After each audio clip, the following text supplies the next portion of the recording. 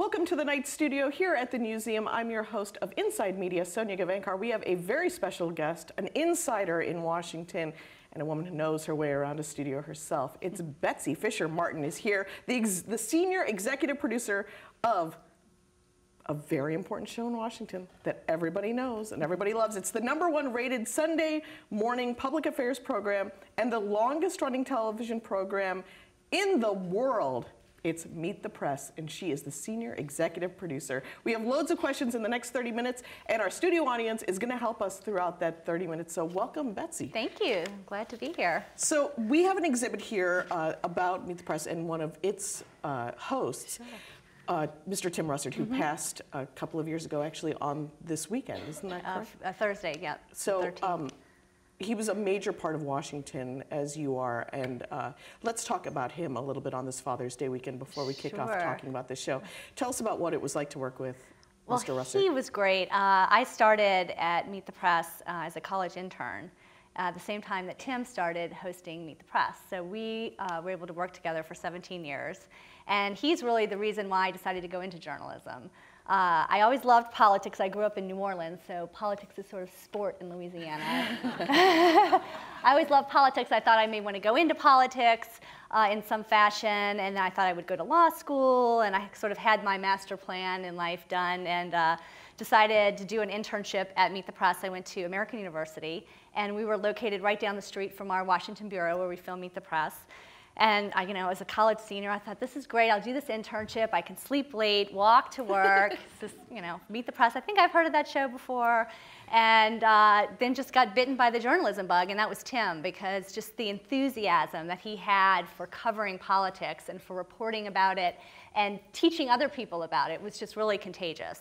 He was a lot of fun to be around. He was a very, very hard worker, extremely focused and prepared, which you would see the results of on Sunday morning, never once showing up for an interview unprepared. And he expected everyone else to be prepared as well, but he had a lot of fun with it, which was great. I feel like the time has really changed from how he hosted his program and the feeling. Well, I feel the show's really still the same in terms of the feeling and the tone, but there's so many more weekend programs where people are just like yelling in triple boxes. And your show is not like that. Yeah, we really try to have Sunday morning kind of be, and I think the other programs as well on Sunday morning, kind of be the time where you can get your newspaper, get your coffee, sit down, invest an hour, learn something, be informed about what's happened in the week, and then what you can expect the week forward in whatever world events or politics. And it's just that opportunity to kind of take that breath. I think you hear through the week a lot of screaming and back and forth, and this can be that opportunity where you can have a civilized discussion, hear both sides of an argument, and kind of take it all in. Well, I want to remind our studio audience, you are part of this conversation, so if you have a question at any time, raise your hand and we'll get you a microphone.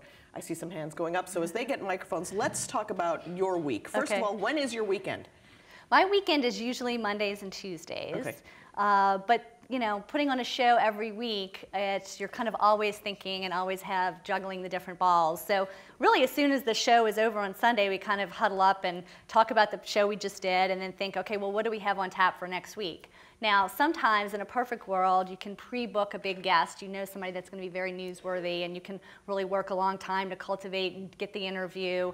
But most of the time, we're really week to week in terms of booking the program. Usually by Wednesday or Thursday, we have a good sense of what we're doing.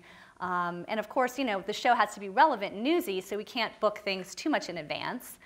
We also have 4 other Sunday shows that are kind of nipping at us as well. So, it's to our best competitive advantage to be out there early with guests, but you have to juggle between asking someone to the dance and then deciding to dump them at the last minute, and then, that never works out well and it comes back to bite you later. So we try not to do that. So we try to kind of see what our options are during the week and then make a final decision at the end of the week what we're going to do. Okay, let's get some questions from our audience. Sir, if I can have you stand up for me, please. Yeah. Hello. Hi. I have a question about style of the guy, and when I compare Lawrence Spivak, who was the original, and say Tim Russert, for example, is that a conscious effort to have to change the style from the ultra serious Spivak to someone a little more dynamic, or do you try to fit the show with their personality? It's interesting. The show was actually created by Lawrence Spivak and a woman named Martha Roundtree. And she was actually the original moderator of the program. The show started in 1945 on the radio and on television in 1947. So Martha Roundtree, just to give you a little bit of background, was the original moderator of the program. And she was very Southern, proper, you know, out of central casting, as you can well imagine. And Lawrence Spivak was, you know, a reporter, a publisher of a magazine, American Mercury, which is how the program was originally created, because Lawrence Spivak, as the publisher of that magazine, wanted an outlet to try to get advertisers to the magazine and subscribers to the magazine. So he came up with this concept of doing a press conference of the year and having a noted guest and having a panel of reporters do the questioning of the guest. And that's how it was originally pitched and bought by NBC. There's a funny story about Martha Roundtree going in to do the pitch meeting and saying, you know, we can get people like Churchill and Stalin to come on the program. And of course, the executive said, great. And then Lawrence Spivak afterwards said, wow, you know, do you think we're going to be able to really get them? She said, well, I said we can get people like them. She was an original TV producer. She got her show green-lighted, and the rest was history. But, you know, everybody, each moderator that the show's gone through 9 moderators during its tenure, and each of them bring their own personality to the program. You know, we were talking about Tim Russert earlier. He was a lawyer by training and involved in politics, worked for Mario Cuomo, worked for Senator Moynihan. He was kind of schooled in that. And so as he approached an interview, it was really like he was in a courtroom sometimes in terms of a cross-examination or interrogation of somebody. And that's how he approached it. David Gregory, who's our current moderator, really comes from more of a, you know, capital J journalistic background. And he approaches things with much more of kind of a curiosity in his questioning. So everyone brings their own style to the program. Another question over here. Hi, recently there was an article in the New York Times showing how often different people are on the Sunday morning programs, and Senator John McCain was #1. Right. My question to you is, how do you balance different points of view and voices on Meet the Press, and yet still get the people that you need to have on that are very involved with decision making? Sure. And that was my first question. And the second question is, tell us of a funny time of maybe somebody who showed up drunk or crazy, and what did you do? Wow. Beginning of the show. We went right to the drunk guest. I'll skip the drunk one, to your question on, you know, the different guests that appear a lot on the program, you know, Senator Lindsey Graham, Senator John McCain, you know, very active senators, travel a lot, make a lot of news, are available, want to come on the program. That's why you see them more often than not. We do try to get, you know, a well-rounded group of people on. Sometimes, you know, I think it would be an interesting exercise if we printed the list of people we asked on the show every week instead of the people that just are coming on. Sometimes people always say, you mean you don't get exactly who you want on the program every week? And people are surprised to learn that. And no, in fact, you don't. So, you know, those are the kind of senators that come on. They come on with an agenda. They want to make news. They're involved in, you know, the key topics that we're talking about. And that's why you see them more often than not on the program. I can tell you a cancellation story. We had a big interview with Prince Bandar of Saudi Arabia scheduled for the program. And this was right after 9/11, Saudi Arabia, big in the news. He did not do a lot of television interviews, so it was kind of billed as a major exclusive. He was our main guest on the program. We had promoted all week long. And my phone rings at 2 a.m. on a Saturday morning, which is never a good thing. Never a good thing. And it was the embassy of Saudi Arabia saying, we're very sorry, but Prince Bandar is just not going to be able to keep his commitment to come on the program. And I was like, well, what? You know, arguing back and forth, thinking you can't do this to us. It's 2 in the morning. We're on the air in a couple of hours. They didn't want to hear any of it. I said, finally, okay, well, you'll have to give us somebody from the embassy to come on and address these issues with Saudi Arabia. So they ended up saying, fine, we will give you Adil Al-Jubair, who is the foreign policy advisor to the Crown Prince. And I knew who he was, and he had done, you know, interviews in the past, so I said, okay. Well, Tim, speaking of Tim Russert, was not pleased when I woke him up at 2:30 in the morning to say, you know, that this had happened. And he, when he came in that next morning, you know, the steam was still coming out. He was still so mad about this interview. He insisted on keeping our taped open of the program the same. Our issues this Sunday, an exclusive interview with Prince Bandar of Saudi Arabia, run the whole open, then he comes up live and says, but first, late last night, a member of the embassy called and said the prince would not be able to keep his commitment. Here in his place is the foreign policy advisor to the Crown Prince, Mr. Adil Al-Jubair. Good morning, where is the prince? Is it true that the prince has a history of erratic behavior? Is the prince on medication? It sort of went downhill from there. But the postscript to the story is that Adil Al-Jubair is now the ambassador to Saudi Arabia. So I've been watching a lot of Newsroom lately, because I don't have cable, so I have to wait for it to come out on DVD. So what's happening in the control room when he is saying this? Are you like, now like your head is exploding? Are you screaming in his ear? Well, I knew that we were going to keep the taped open. I knew that was happening. I didn't quite know that the where is the prince was going to come, but sometimes, it can be very chaotic in the control room. Lots of people screaming and back and forth, and especially if you have some sort of technical failure. Another story, we did an interview with Colin Powell. It was an overseas interview that we were doing. Again, Tim was hosting the program, and I think Colin Powell was somewhere maybe in Jordan. It was an overseas trip that he was on as Secretary of State. It was a big interview. There was a lot going on with the war. He had a commitment to do all of the Sunday morning programs that morning, and we each had a slot of 10 minutes to do these satellite interviews. And so we had gotten up early in the morning, and because of the time difference, we taped the program at like 2:45 in the morning. And so we had gotten in, we had our 10 minutes, we did the interview. I think the secretary was like an hour or two late for the interview. Anyway, we did the interview, and at about minute mark 11, there was some hubbub going on the other end, and I could hear, we were on the telephone with the crew that was filming it in Jordan, and they said, the secretary's staff is very upset you've gone over your 10 minutes, and Tim said, I told Tim in his ear we have to get off, and he said, okay, Mr. Secretary, my final question to you, and just as he said that, the camera panned over to a bank of palm trees, and I was on the phone with the person on the ground. I said, what's going on? Well, apparently one of his staff members had physically moved the camera shot during the interview. And so I told Tim in his ear, Emily was her name, Emily Miller's moved the camera, and he said, Mr. Secretary, I understand a member of your staff has moved the camera. This is highly inappropriate. And Colin Powell said, Emily, get out of the way, move the camera back. Go ahead, Tim, and ask your final question. And so then Tim asked the final question, but we aired the interview like that because we had wire services and everything listening to this interview, and that got there was a lot of interest around that. So the next time we had Secretary Powell on the show, he was a good sport. I ordered one of those blow-up palm trees off of the internet, and we presented it to him as the first annual Colin Powell Palm Tree Award for actually finishing the interview. So you were telling us earlier that you started as an intern in college, and now you're the senior executive producer. Mm-hmm. So did you, in that first internship, did you think, like, this is a place that I will be at for a long amount of time? It's sort of unheard of in journalism to be in the same place. It was not in my master plan. In fact, I had done the internship. I had deferred my admission to law school. I was going to go to law school, and then they wanted me to stay and do research for the show. It was during the 91-92 election cycle, which was, if you're a college student, what better thing to be able to cover and go to the conventions.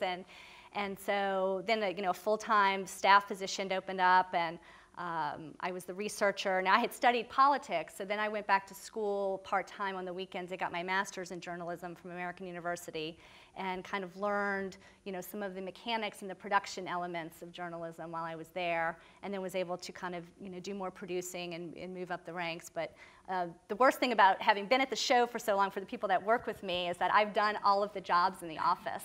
So everybody knows that I know exactly what they should be doing at all times. Any other question from our audience member? There's a young woman over here as well. And as we get the microphones to them. Sir, go ahead. How do you decide which commentators you have on a program from week to week? Sure, that's a great question. It can be a little bit of a scientific process in terms of getting the mix of people correct.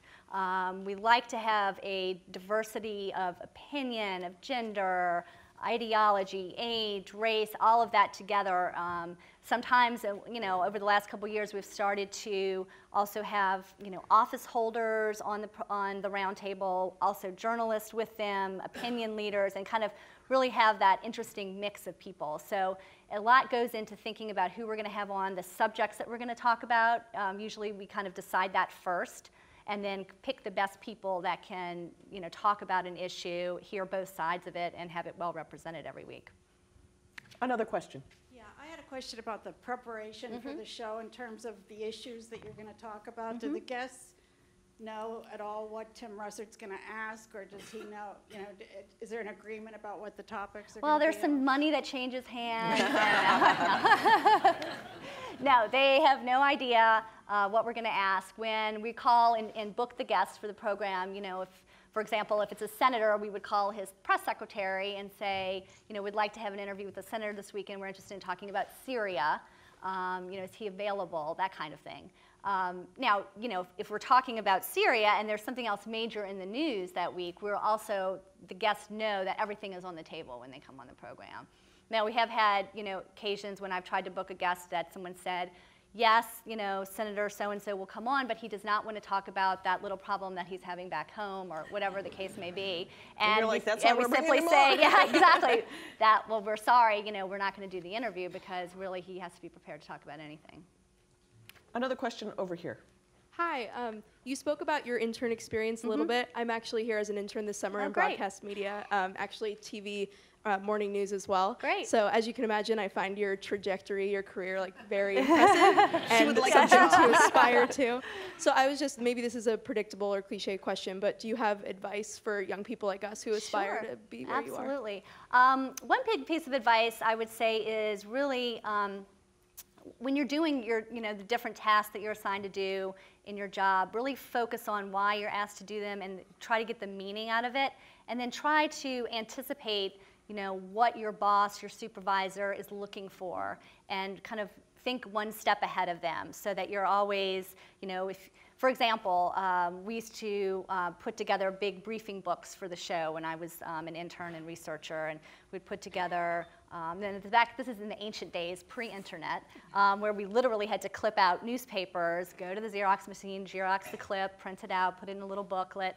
And so my task was to physically clip out those articles with a ruler in the morning and mark them and put them in a big file.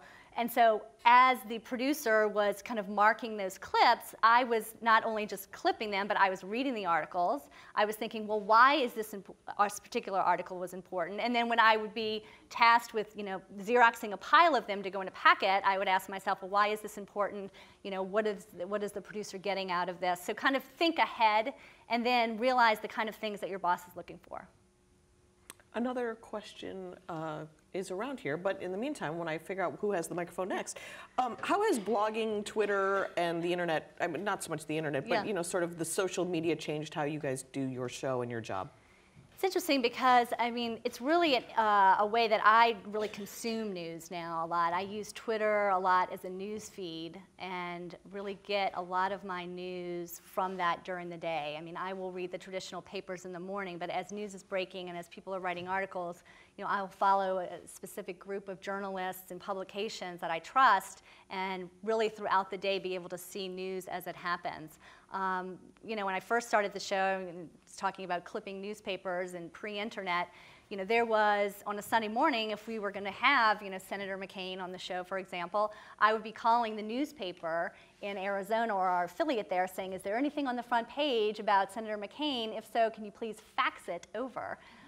There was no hopping on Google or anything like that. So a lot of that process when I was doing research for the show was gathering information. Now, so much of it, as we put the show together, is distilling. There's so much information out there that I find I'm constantly having to distill and figure out what is the most important thing that we need to tell our viewers, because there is so much out there.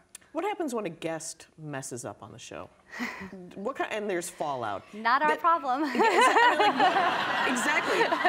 So there's the fallout. I mean, tell us how that sort of works. Does that person's staff immediately call you guys, and how does that mostly play out And what do you guys say? Well, I know our what you're most gonna say. recent example of that would be, this won't shock anybody, but the Vice President Biden on Meet the Press, coming out ahead of the president on the issue of gay marriage.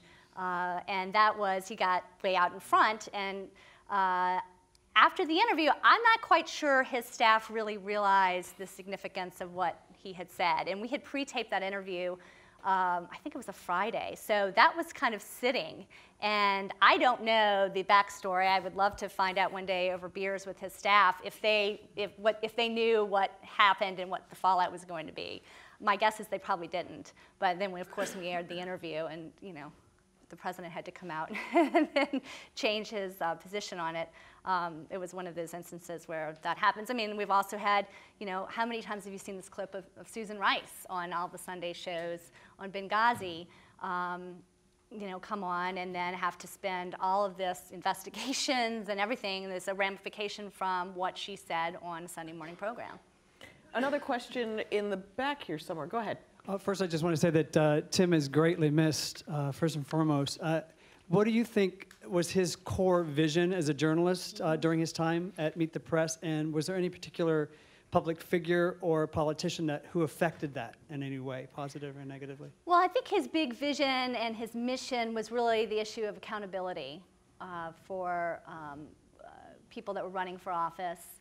I think he was a truth seeker in that sense, and someone who felt like if you can't answer, he used to say this, if you can't answer tough questions, you're not going to be able to make tough decisions as an office holder. And that was really his motivator for the way he approached the questioning and what he kind of saw as the mission of the show. And I think that ran the gamut from whoever we had on the program from either party. It was kind of that attitude of play devil's advocate, learn as much about the guest and take the other side every week.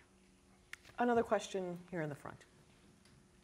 Given your 17 years of historical perspective, comparing back then to now, has the commentator's job become more difficult, say now David Gregory, with the polarization we see in politics?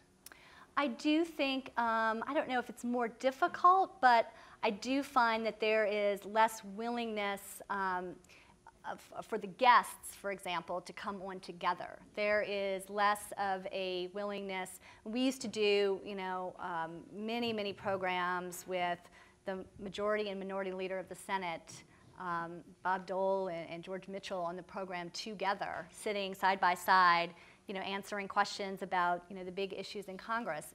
When was the last time you ever saw, Harry Reid and Mitch McConnell sitting together and doing an interview? It doesn't happen. And that is what has changed. There's this less of a willingness for people to come on together and to kind of have that civilized solution thinking way of approaching things. It's much more of a debate now. Another question here in our front row. Just a quick follow-on to that. How do you think Tim Russert would have handled the 60 Minutes fiasco with the two Senate leaders, as you just spoke of?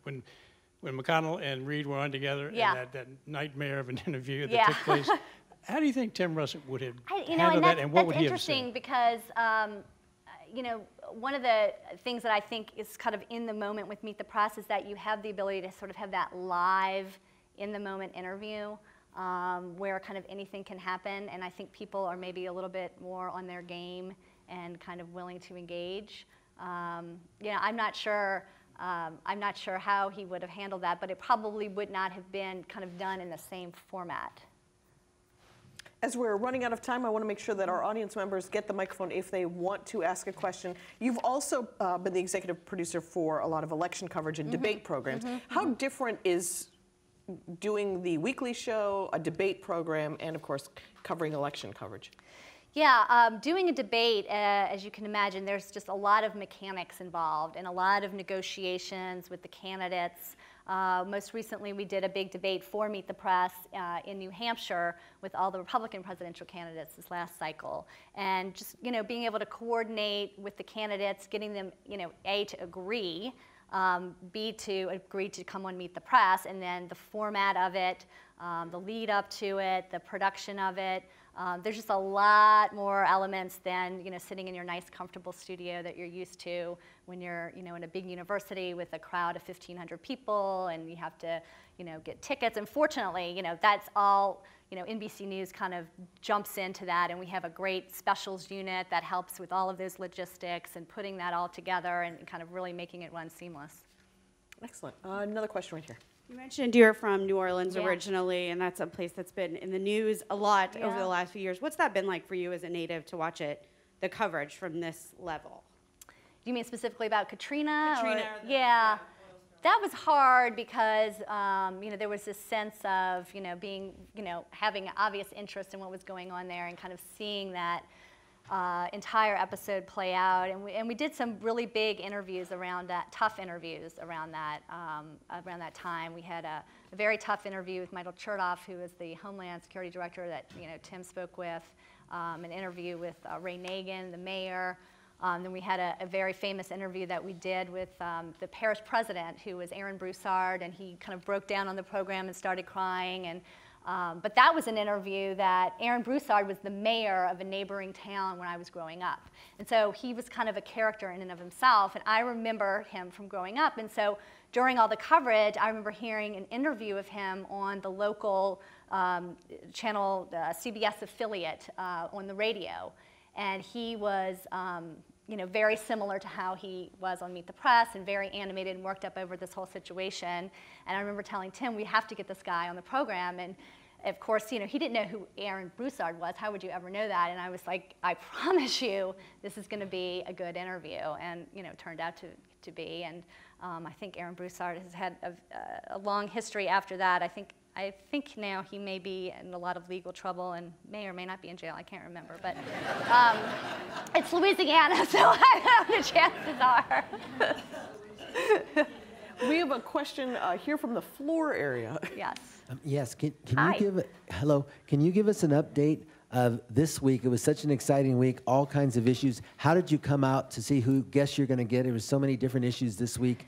At the Capitol on the Hill. Yeah. What exactly is going to be a preview of this Sunday's show? Thank you. Yeah, there definitely a lot going on this week. And originally, rewind 2 weeks ago, we were kind of looking at the calendar, thinking, well, maybe this would be a big week on immigration, for example, coming. And then obviously this whole NSA story has overtaken that. And then the last 2 days we've had Syria. So we're going to focus mainly on Syria and the national security issues tomorrow.